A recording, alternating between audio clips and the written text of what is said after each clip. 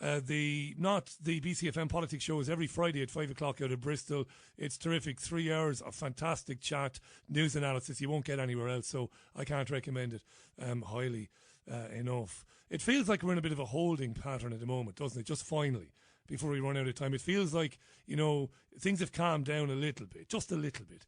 And it's almost like we've been given chance to draw breath, but there's a kind of an ominous feeling. There's a feeling, a kind of an overbearing that something is coming. And I don't say that to distress or upset or depress the listeners, but that's how it feels to me. Does it feel that way to you? Well, how about the Russians are coming? Yeah. But are they? Yeah, well, I mean, this is an interesting... I don't... I wonder whether... I was having a fascinating conversation with some people the other day about the Russian Orthodox Church. Now, they have something in the Orthodox Church called the oath crime. This goes right the way back to the early church, which split from the Catholics in 1154. It was based in Constantinople, the Greek Orthodox, the Russian Orthodox, that's what they're all part of. But their church keeps this thing called the oath crime. Now, the oath crime is mentioned by Jesus in the Sermon on the Mount, where he says, never swear an oath. Simply let your yes be yes and your no be no. Anything else comes from the devil. And that's a fairly strong way to put it. So if you're swearing an oath, then you're from the devil.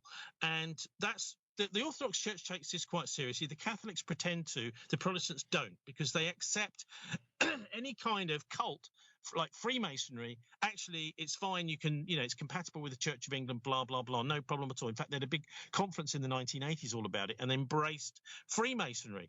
So, we see this all over the church. So the oath is what you swear when you become a Mason.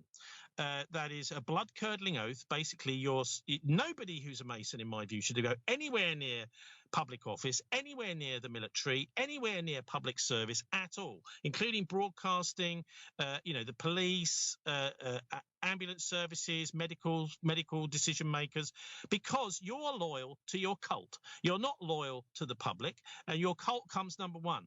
And the reason I say that is because when you swear those oaths, that means that you are allowing the cult to kill you if you step outside their jurisdiction. In other words, you tell the secrets of the cult, or you even, in some cases, tell people that you're actually a member of the Freemasons or whatever cult it happens to be. So I think that's, in a way, what this is about. I mean, I don't know if you've seen the recent Michael Hudson interview. He's the economist who straddles both East and West, a brilliant guy. And he's basically saying that the battle in Ukraine is over these two types of capitalism: finance capitalism and industrial capitalism. The Russians want money to work for people, to give them jobs, etc. And the West don't. They want the money to be a powerful tool in which you can use to manipulate society, and you make money from money. You make money from impoverishing people. That's finance capitalism. And he believes, Michael quite sensibly says, what we actually need is neither of these. Let's just have socialism, where the ordinary, where the state controls the infrastructure and runs it in the public interest, in the public eye, so you can go and scrutinise any meeting, which you can't, of course, once something's been privatised.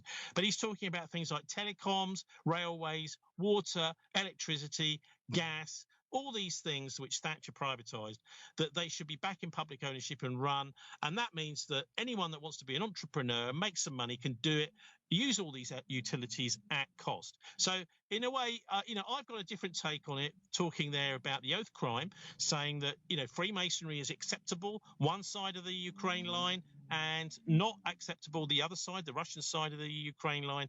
Michael Hudson's putting it in a context there. But I was fascinated to see that there was this Ukrainian general. I don't know if you've seen that clip I put out a few weeks ago, right at the beginning in 2014, who was naming Yatsenyuk, Pinchuk, Kolomoisky, all as members of this key Masonic lodge in Kiev, who were basically behind the coup. So they were ordering the riot police where to go, etc. And they were all Freemasons. So Victoria it may be Newlands as simple as that the battle between East and West in Ukraine that's playing out there is really a battle of two different systems. One where it's okay to swear an oath against the public, into your cult, and one where it isn't, Richie. Tony, brilliant to have you back on. I'll check that out. You sent me the link to that via WhatsApp. I'll check it out. I'll watch that interview with that economist. Thanks again, Tony. Thisweek.org.uk, not the BCFM politics show, Fridays, 5 o'clock out of Bristol with Tony Gosling.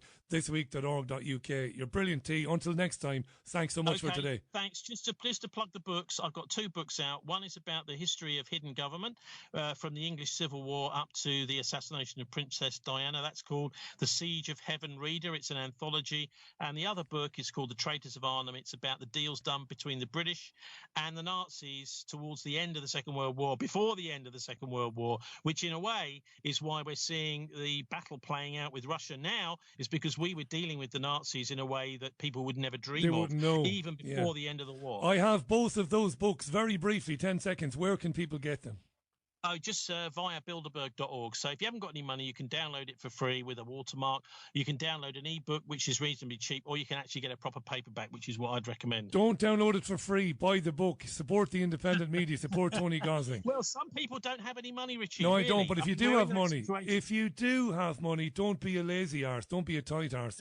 Buy the paperback of the book. Until next time, T. Thanks again, mate. Tony Gosling, live from Bristol on the Richie Allen Show, Wednesday's programme. It's fast approaching 4. No, it isn't. It's 6.5 minutes to the top of the hour.